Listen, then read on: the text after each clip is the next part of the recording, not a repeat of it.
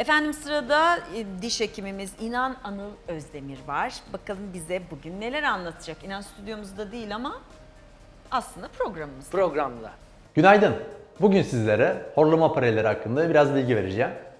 Öncelikle horlama nedir diye düşünecek olursak, horlama dilin arka kısmının yumuşak damağın ve küçük dilin yapışması ile beraber ortaya çıkan problemdir.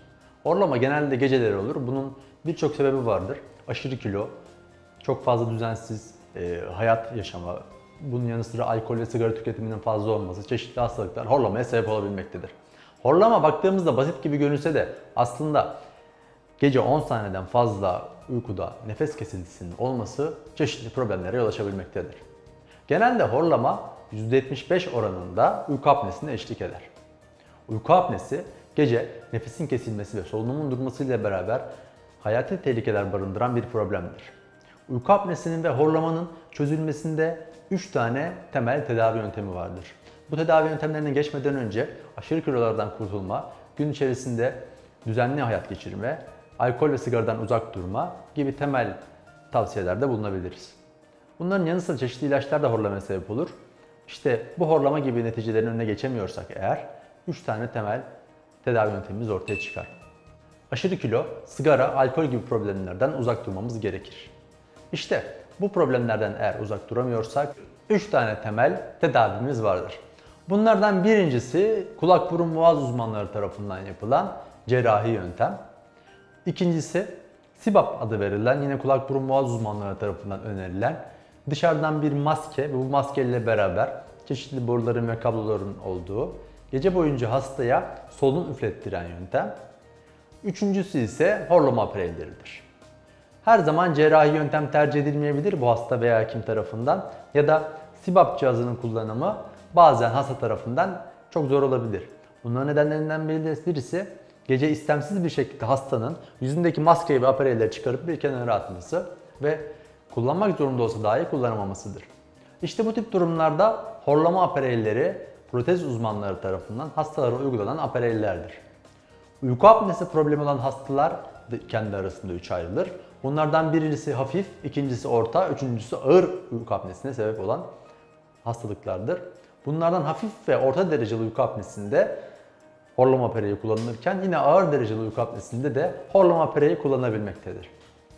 Hekim hastasını bir protez uzmanına horlama apareyleri yapılması için yönlendirebilir.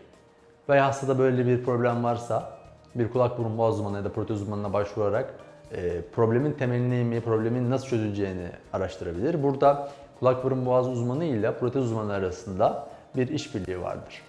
Bunun neticesinde hasta bizlere geldiğinde, koltuğumuza oturduğunda öncelikle aklında şu soru olacak.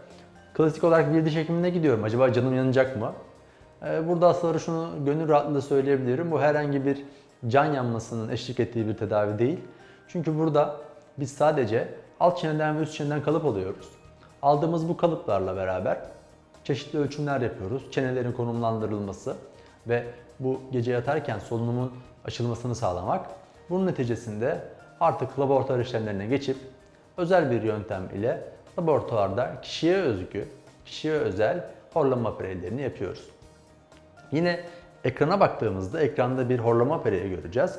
İşte bu horlama apareyi ekranda biz görüntünün daha iyi olması için büyüttük. Bakmayın bu kadar büyük durduğuna. Ağzın içerisine yerleştirilebilen ufak bir apareydir. Dişlerimizin arasına bunu yerleştiriyoruz gece yatarken. Aparey ne yapıyor? Alt çenemizi biraz daha önde konumlandırmamızı sağlıyor. Alt çenemiz önde konumlandığında ne oluyor? Arkada yumuşak damak, dilin arkası ve küçük dil birbirine yapışıyor demiştik. İşte bu yapışmadaki daralmayı azaltıp burada bir aralanma sağlıyor. Aralanma sağladığında orada horlamanın önüne geçip bunu kesebiliyoruz. Horlama apareyinin hastamızdaki uyumu nasıl olur diye sorduğumuzda oldukça başarılı sonuçlar elde ediyoruz. Burada gece ağzından horlama apareyini çıkarıp atmazsa, birkaç gün sadece kullanmaya çalışırsa 1 veya 2 gün içerisinde çok kolay bir şekilde horlama apareyine alışacak ve bununla beraber gündelik kullanımına artık bunu getirecektir.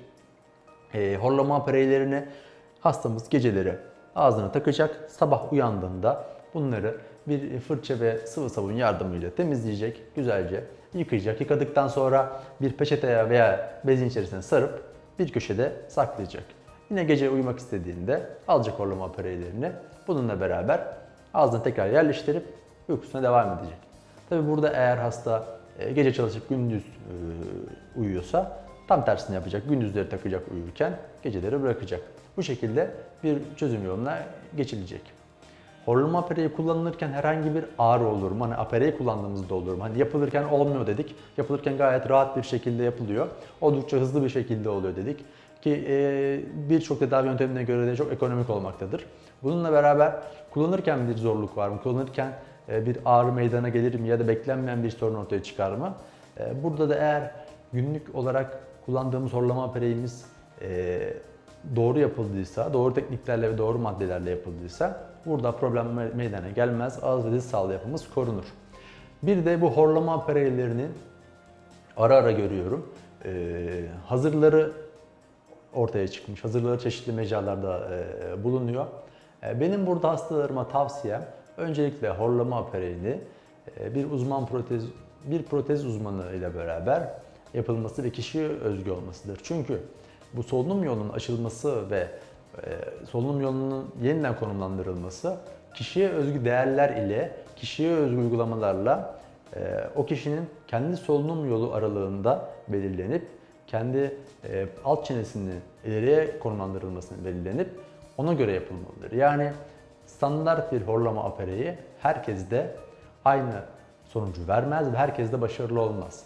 Bunların temel sebeplerinden bir tanesi her kişinin alt çenesini konumlandırması ve bu solunum yolunu ferahlatması standart değildir. Kişiden kişiye farklılık olacağı için tedavi yönteminin doğru ve burada kişilerin kendisine özgü yapılmış bir uygulamasının olması gerekir. Aksatmamamız gereken ve ihmal etmememiz gereken bir problem olan horlamanın çözümü görebildiğiniz gibi bazen çok basit olabiliyor. Bu horlamanın bizler için kötü etkilerinden kaçınalım. Bunun günlük hayatta anksiyete, depresyon, stres ki belki bunlardan biraz daha önemli olan kalp ve damar sağlığı problemleri gibi problemlere yol açmasını engellemek adına çözümlere gidelim. Bunlardan birisi horlama apareyi. Herkese mutlu ve sağlıklı görüşler diliyorum.